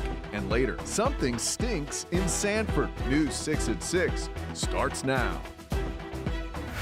First, though, we have some breaking news out of Volusia County. A man has died after being shot at a gas station in Ormond by the Sea. Volusia Sheriff's deputies were called to the Circle K at Ocean Shore Boulevard and Wisteria Drive just after 4 p.m. today. Officials say 2 persons of interest have been detained. As soon as we learn some more info, we'll update you on air and on clickorlando.com. Well, $190,643,653. That's how much money Orlando's chief financial officer says Orange County is wasting. Now, for context, that is $3 million short of what the 14 players of the Orlando Magic's active roster are set to make this year. But the CFO didn't say what specifically that money is going to. He said that breakdown would be coming soon, though. Orlando community correspondent Mike Valenti was at that press conference and the mayor's response about an hour ago. And Mike, the tension between the state and the county is building ever since the launch of that Doge audit. Yeah, Matt, good evening. Here we are yet again talking about another contentious back and forth between Blaise Ngolia and Orange County Mayor Jerry Demings. And it doesn't appear that we've yet to reach the crescendo in this ongoing back and forth. And remember last month, Ngolia announced the issuing of 16 subpoenas to county employees who he alleged were withholding information from Doge about DEI services per orders of the county government. Mayor Jerry Demings dismissed Ngolia's claims back then, calling them politically motivated, and he similarly smacked down the CFO's latest claims today that the county has overtaxed taxpayers by nearly $200 million. Demings says the county has relatively low taxes when compared to other jurisdictions in the state, and he says budget increases have been tied to inflation. While Ngolia says the county's budget has increased by $559 million, Demings claims that figure is actually $474 million. And the mayor said the CFO has been using, quote, fuzzy math. Where did they get the numbers from? I can't tell you where they got the numbers from, because if they had sat down with us, we would have pointed them in the right direction of what the real numbers were. In some cases, we would have pointed them to their own website. So where they got the numbers from, I don't know. They can say that we don't know what we're talking about, and the Doge efforts, when we come out, will show some specific instances of what they're actually spending on, but it doesn't make any sense.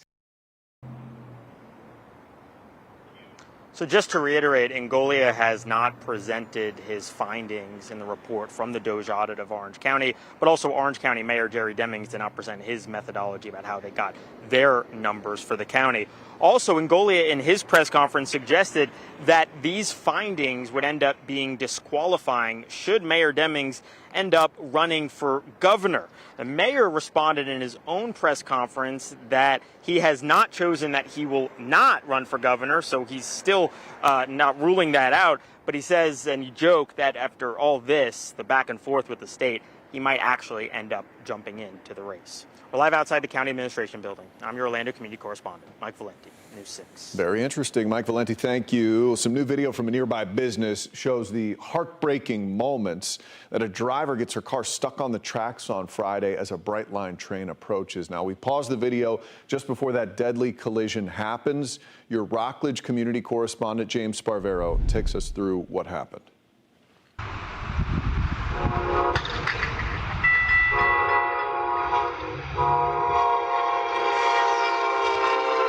The deadly impact when police say an 83-year-old drove through a railroad crossing arm and was killed in the path of a Brightline train as her car exploded.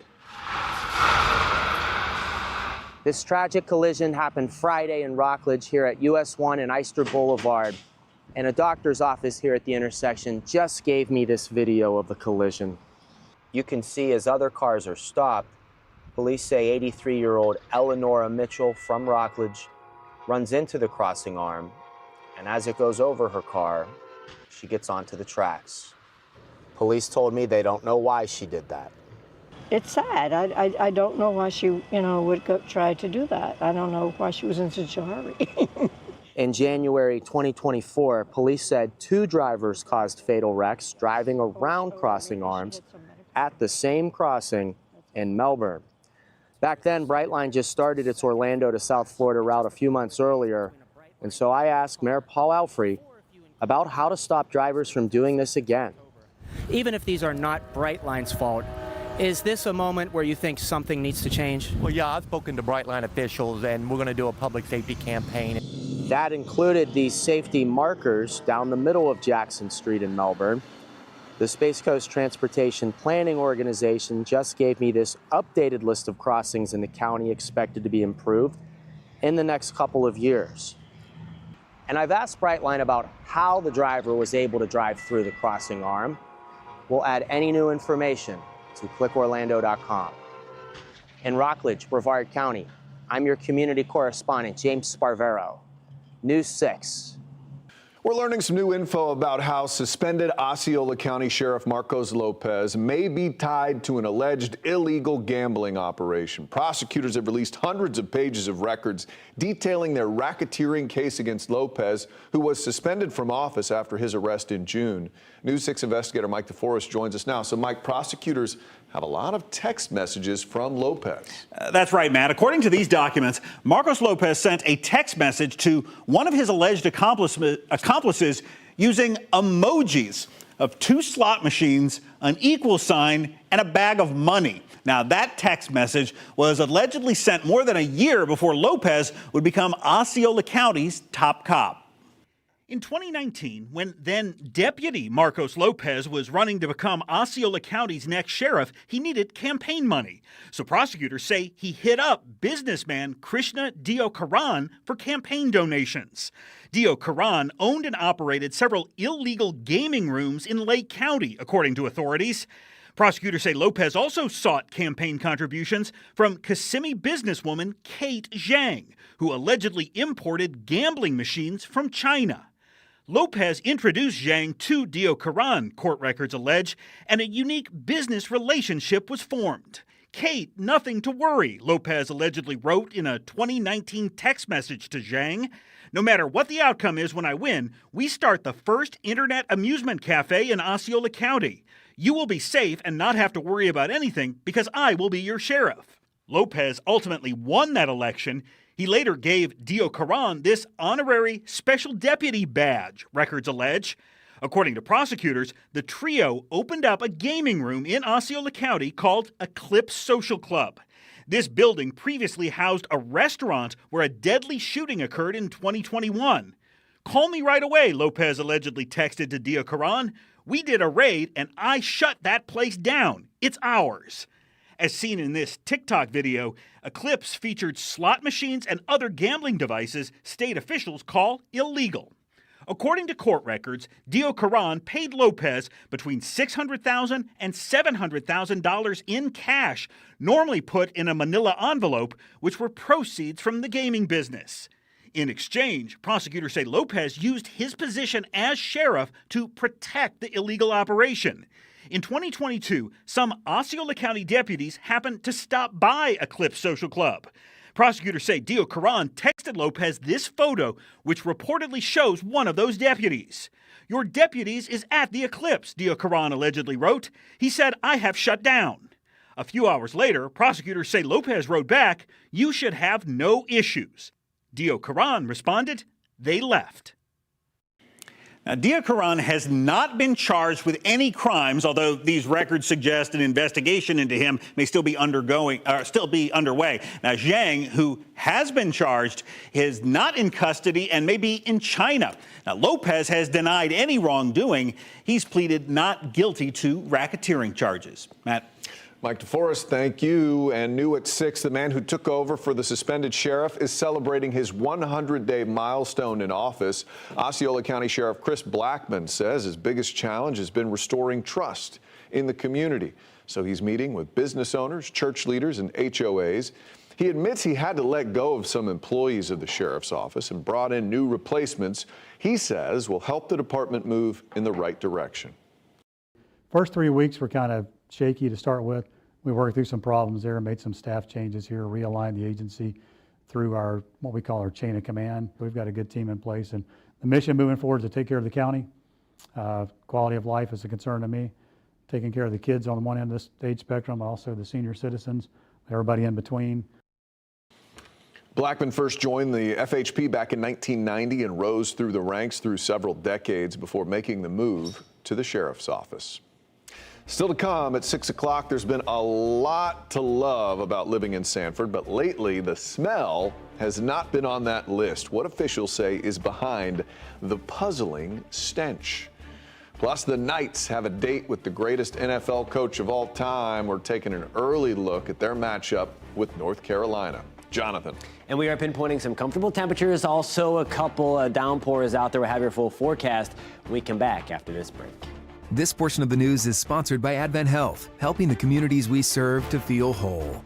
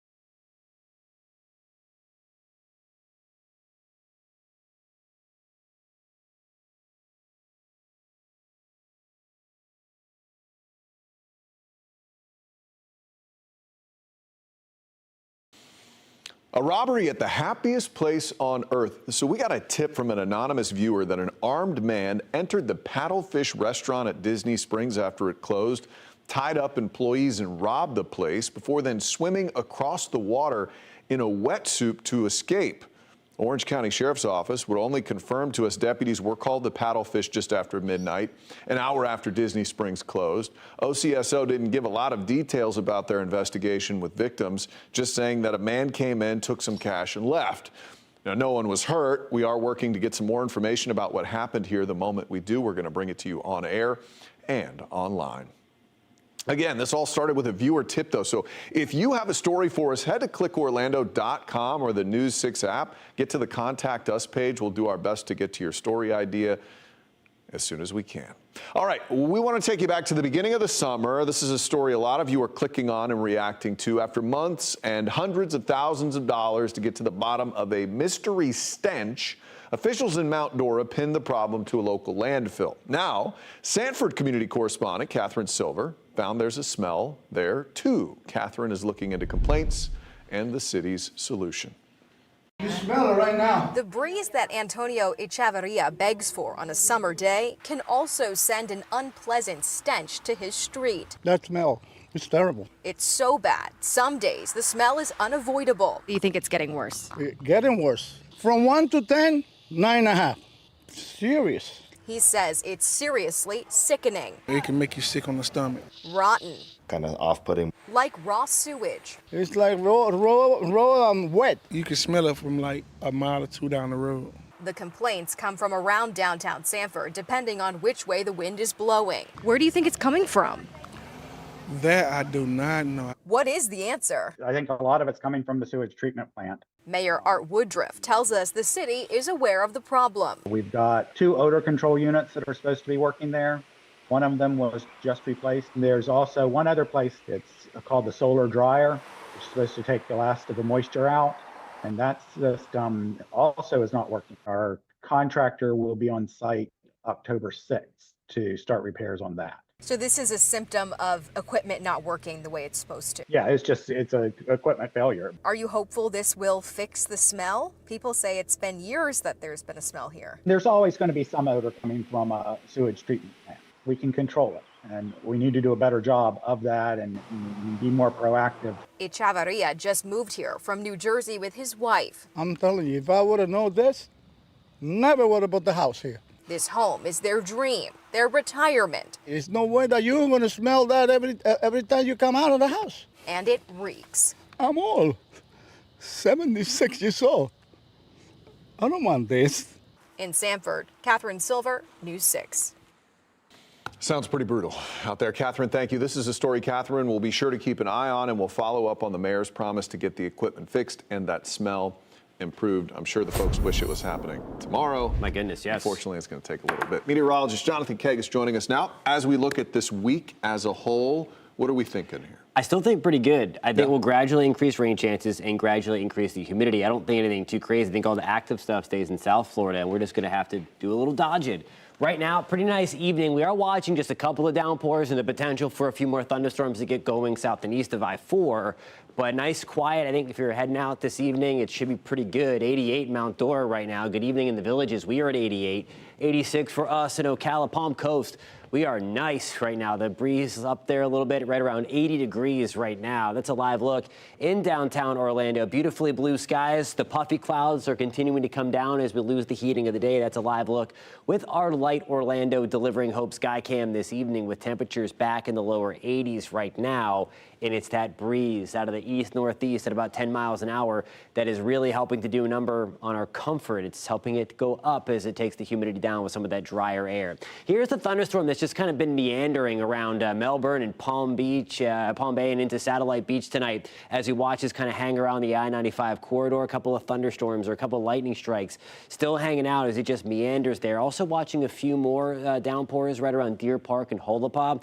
East Coast sea breeze. You can see these green little dots here moving pretty much into Polk County. That's what's left of the East Coast sea breeze trying to push, and we'll likely see a few more downpours get going, mainly south and east of I-4. I think Future Radar has the right idea here. There's I-4, and we'll watch a few more downpours try to get going. I think the flare-up and the widespread nature of that, I think it's a little bit out to lunch, but I think it has the location right. We're just doing a little dodging tonight. There's 4 to 5 o'clock on your Tuesday morning. I think we're looking good. 1 to 2 o'clock in the afternoon, we'll try to pop a few more downpours. I think we'll see a better opportunity for rain tomorrow, although for the most part I still think it's confined right along and around I-4 and then to the southeast after we get the initial wave started there closer to the I-75 corridor into the afternoon. Now here's a look at tomorrow.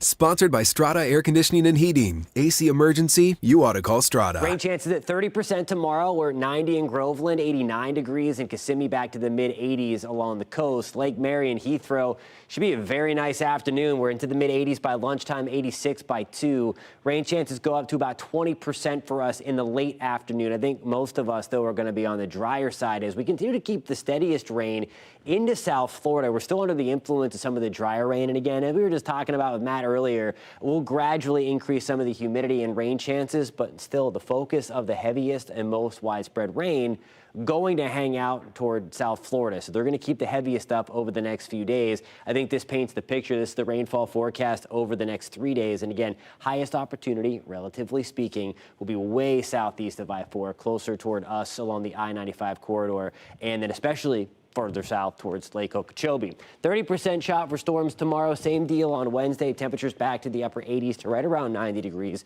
Those chances tick up a little bit getting up into the weekend, guys. All right, Jonathan, thank you. Ryan's here with sports. A coaching legend is bringing his team to the bounce house. Yeah, the jury's still out on the Bill Belichick college experiment, but there's a lot of hype around the North Carolina Tar Heels these days. Coming up, we'll hear from one of Belichick's former players, UCF head coach Scott Frost. And we've got a big one brewing in South Florida. The Gators and Canes will renew acquaintances Saturday night. Reaction plus the latest rankings just ahead. And hey, try out the all-new primetime schedule on News 6 Plus. Ginger and I have a new take on the day's news on News 6 tonight. That's at 9. After that, go in depth and track the tropics. Answer your weather questions with meteorologist Jonathan Kagas at 9:30. Then watch the late news at 10. It's all tonight on News 6 Plus.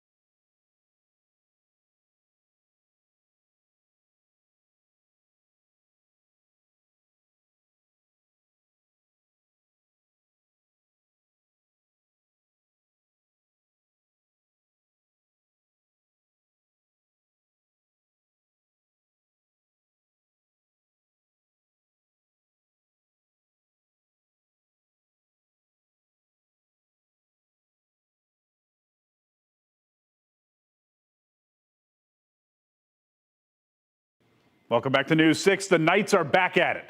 UCF, coming off a bye, will play its final non-conference game this Saturday against North Carolina, a team led by legendary NFL coach Bill Belichick. The Knights 2-0 this season, most recently pounding North Carolina A&T 68-7. Belichick's Tar Heels, meanwhile, are 2-1. They got crushed by TCU in their opener, but rebounded with convincing wins over Charlotte and Richmond the past 2 weeks, so they grabbed the low-hanging fruit. Belichick and company will be in town Saturday at 3:30. That's a pretty big deal, right? Well, the Knights sounded Belichickian about the matchup.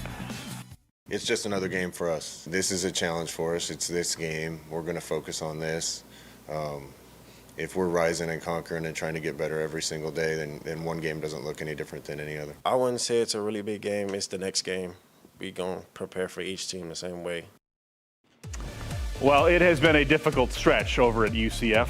Offensive line coach Sean Clark is in stable condition after suffering a medical emergency last week. Here is Coach Frost's reaction from today. I can't say enough good about him. You know, you enjoy this sport and you want to do it with people you like and care about. And there's not very many guys I've ever been around that I enjoy being around as much as Coach Clark. Not just a great coach, but just a really good man. It's been hard on the staff and hard on the kids, particularly the O-linemen, but you know, we need to fight for him. Certainly our thoughts and prayers go out to the Clark family as well. Two teams heading in opposite directions. Struggling Florida visiting red-hot Miami Saturday night. The Canes had plenty to celebrate this past weekend at home. A 49-12 beatdown of then 18th-ranked USF. Meanwhile, in Death Valley, oh boy, DJ Lagway's 5 interceptions doomed any chance Florida had at knocking off third-ranked LSU. So this Saturday, a big step in determining who may be crowned tops in Florida. The state championship in the state of Florida is always going to be one of the highest goals that we have. These guys play against each other. The fan bases, alumni bases, they're at it all off season. There's a lot of there's deep meaning to it. Florida State will host Kent State Saturday afternoon. The Noles coming in off a bye, checking in at number 7 in the latest AP Top 25. No changes at the very top.